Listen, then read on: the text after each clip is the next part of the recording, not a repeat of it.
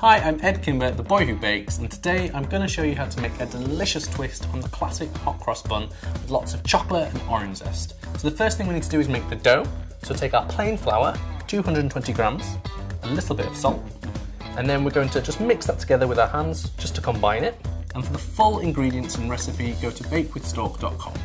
Now we're going to add a little bit of Stork, and we're using the block version because it has a firmer texture, it rubs in easier to the flour, and it gives a really nice rich finish to the buns. So we're just going to add a small amount, just in little pieces, makes it easier to rub into our flour.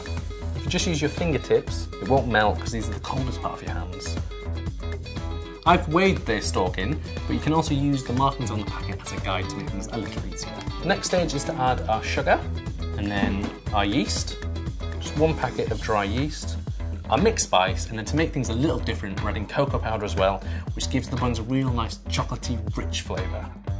And then just whisk that together with your hands, just until it's nice and combined. So next we're going to add in the zest of an orange, which gives the buns a beautiful flavour, that classic combination of chocolate and orange, a wonderful twist on our traditional bun.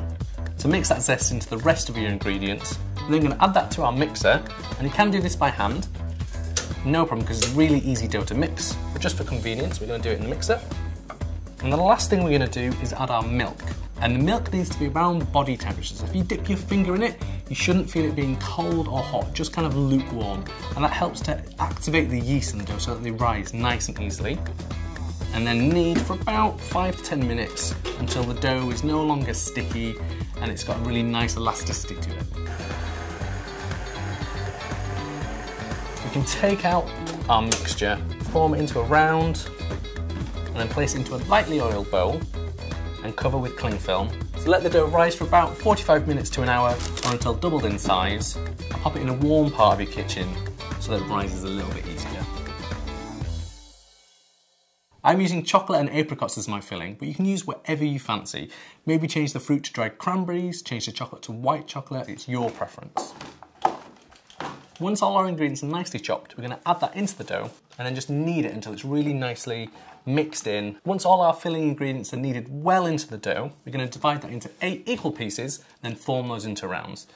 So just roll it into a flat sausage and then divide in half, and then each half again in half, and then each piece again in half. So once you've got 8 equal pieces, you just need to form those into rounds. So the easiest way to do it is on an unfloured surface. Just roll it inside your hand until it forms a nice tight circle like that. These will then go on a parchment-lined baking tray, lightly covered with cling film, and allow it to prove again until doubled, about 45 minutes this time. So our buns are proved and we've preheated the oven. All we need to do now is add the cross. It's a mixture of plain flour, Stork and water just to make a thick paste, and then we pipe that over like this and then across the other way to finish off the crosses. So they're going to go into our preheated oven for 10 to 15 minutes or until really well risen and golden brown. So these are beautiful finished hot cross buns. As you can see, we finished them off with a beautiful orange glaze, and all we did, we took a tablespoon of orange juice and 2 tablespoons of castor sugar, and we boiled those together just until the sugar's dissolved, and then they get brushed all over our buns for a really nice sticky finish. You'll find this recipe at bakewithstork.com, and don't forget to subscribe to the YouTube channel for more videos.